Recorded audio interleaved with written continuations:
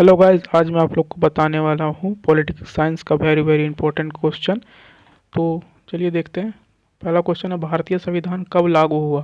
तो भारतीय संविधान लागू हुआ 26 नवंबर 1949 को। दूसरा क्वेश्चन है, भारतीय संविधान को अपनाया गया? तो भारतीय संविधान को अपनाया गया संविधान सभा द्वारा। भारतीय संविधान किस प्रकार का संविधान है? तो ये लिखित व विस्तृत संविधान है। संविधान सभा के अध्यक्ष कौन थे अथवा भारत के प्रथम राष्ट्रपति कौन थे? तो ये थे डॉक्टर राजेंद्र प्रसाद। चलिए अगला क्वेश्चन देख लेते हैं। तो संविधान सभा के लिए चुनाव कब संपन्न हुआ? तो ये संपन्न हुआ था 1946 में। संविधान सभा में मनोनीत सदस्यों की संख्या कितनी थी? तो ये थी 93।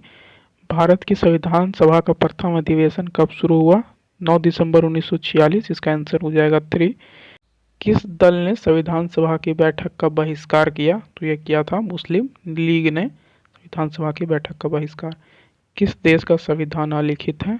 ब्रिटेन का संविधान अलिखित है। संविधान की प्रस्तावना को भारत की राजनीतिक जन्म कुंडली किसने कहा? तो ये कहा है के.एम. मुंशी ने। किसने कहा कि भारतीय संविधान वकीलों का स्वर्ग है? तो ये कहा था प्रोफेसर आइवर जोनिस ने। संविधान सभा के द्वारा संविधान निर्माण में कुल कितना समय लगा? तो 2 वर्ष 11 महीने और 18 दिन का समय लगा था। संविधान में न्यायिक समीक्षा की व्यवस्था किस संविधान से ली गई है? तो लिया गया है अमेरिका से। किस राष्ट्रवादी नेता ने कहा था कि स्वराज ब्रिटिश संसद का निःशुल्क उपहार नहीं होगा, यह भारत की पूर्ण अभिव्यक्ति की घोषणा होगी? तो यह कहा था महात्मा गांधी ने। वर्तमान में भारतीय संविधान में कुल कितने भाग हैं? तो 25 भाग है वर्तमान में भारतीय संविधान में। स्वतंत्र भारत के प्रथम गवर्नर जनरल थे तो थे लॉर्ड माउंटबेटन। अगर भारतीय गवर्नर जनरल पूछेगा प्रथम कौन थे, तो वो थे श्री राजगोपालचारी।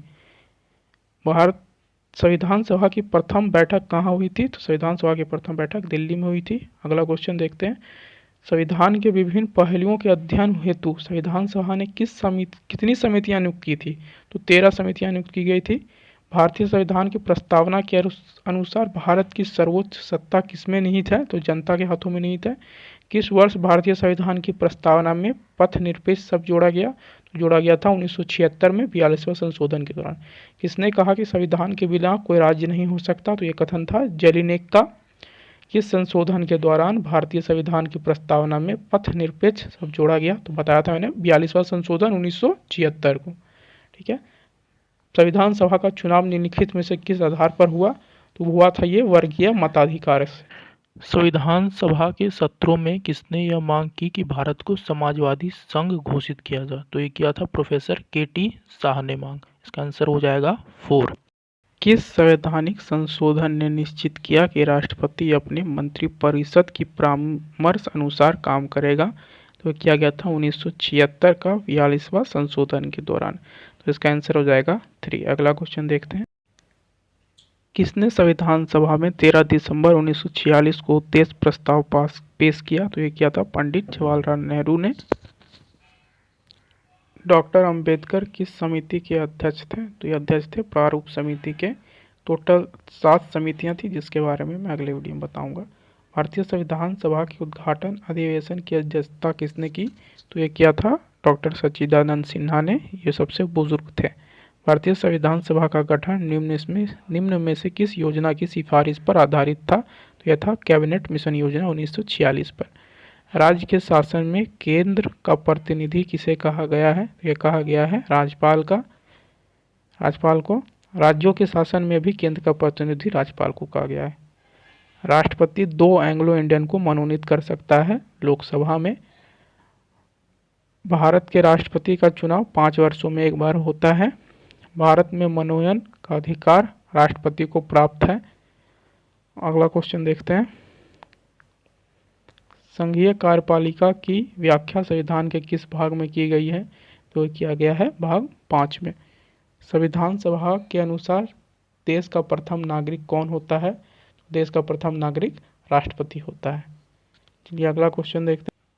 संसदीय प्रणाली में एक मंत्रिमंडल होता है जिसका मुखिया होता है। तो इसका आंसर हो जाएगा आपका प्रधानमंत्री। राज्यपाल की नियुक्ति कौन करता है? तो राज्यपाल की नियुक्ति राष्ट्रपति करता है। राष्ट्रपति बनने के लिए न्यूनतम आयु क्या होनी चाहिए? तो न्यूनतम आयु 35 वर्ष होनी चाहिए राष्ट्रपति बनने के लिए। राष्ट्रपति राज्यसभा में कितने सदस्य मनोनीत करता है? तो राज्यसभा में राष्ट्रपति 12 सदस्य मनोनीत कर सकता है। किस अनुच्छेद के अंतर्गत राज्यों में राष्ट्रपति शासन लागू किया जाता है? तो ये किया जाता है 356। इसका आंसर हो जाएगा 4। मुख्यमंत्री किसे अपना त्यागपत्र देकर पदमुक्त हो सकता है? तो इसका आंसर हो जाएगा राज्यपाल। भारत में किस प्रधानमंत्री की सरकार को अविश्वास प्रस्ताव के कारण हटना पड़ा? पीवी सिंह, देवगौड़ा, इंद्र कुमार गुजराल, इन सभी को हटना पड़ा था अविश्वास प्रस्ताव के कारण प्रधानमंत्री के पद से। संविधान के किस धारा के अंतर्गत निर्वाचन आयोग का गठन किया जाता है? तो ये किया गया था 324 धारा के अंतर्गत। अगला क्वेश्चन देखते हैं। किस संवैधानिक संशोधन द्वारा भारत में मताधिकार की आयु 21 वर्ष से घटाकर 18 वर्ष कर दी गई? तो ये किया गया था 61वें संशोधन के द्वारा। भारत के चुनाव आयोग में मुख्य चुनाव आयुक्त सहित कुल कितने सदस्य हैं? तो कुल सदस्यों की संख्या 3 होती है। राष्ट्रध्वज, राष्ट्रगान या संविधान का निरादर करने पर कोई व्यक्ति कितने वर्षों तक चुनाव नहीं लड़ सकता? तो इसका आंसर हो जाएगा 6 वर्षों तक चुनाव नहीं लड़। भारतीय संविधान के किस भाग में चुनाव आयोग की व्यवस्था की गई है? तो इसका आंसर हो जाएगा 15, ऑप्शन 1।